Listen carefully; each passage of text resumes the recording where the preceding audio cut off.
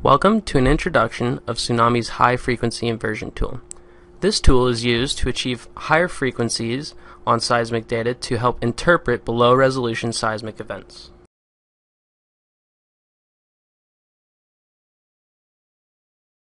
To demonstrate the ability to resolve below-resolution seismic events, we are going to use the Stratton dataset. This dataset is known to contain multiple thin-bed gas-producing fields. On the left we have the input seismic, and on the right we have the output seismic, which will respond to changes made in the HiFi panel. The input frequency graph shows us that we have a dominant frequency of 30 Hz with the usable signal out to 45 Hz for the original seismic data. The producing thin beds lie between about 1.2 and 1.7 seconds, and to judge the output content of HiFi, I'm going to focus on the top two thin beds. In this area lies the B46 thin bed, and below it lies the C38 thin bed. However, the seismic data has not properly imaged these beds when cross-referenced with available well logs. The ability to increase the frequency content of the data in real time allows me to move through a wide range of frequencies until a desirable output is reached. At 160 Hz, these beds are being resolved more to the expectation of the well logs. And I'm also going to touch up the output frequency spectrum using the frequency variant filter.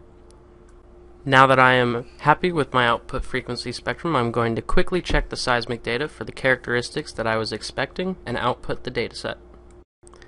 This is the starting point of the well tie. The B46 and C38 thin bed tops have been given, and the time depth curve has been corrected with the check shot.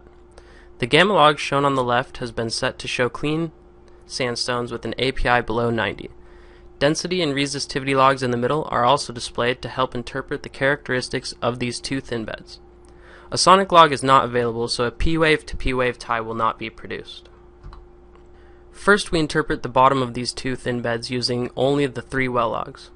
In this example, the original seismic shown on the right may have helped interpret the bottom of the B46 field, but fails to show a clear positive reflection for the bottom of the C38 field.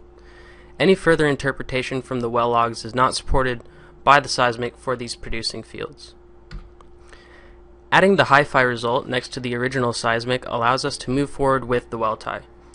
On the HiFi seismic, the bottom of the B46 bed looks to be in a good position, and a positive reflection in the middle of this bed correlates to a gas-water contact shown on the logs.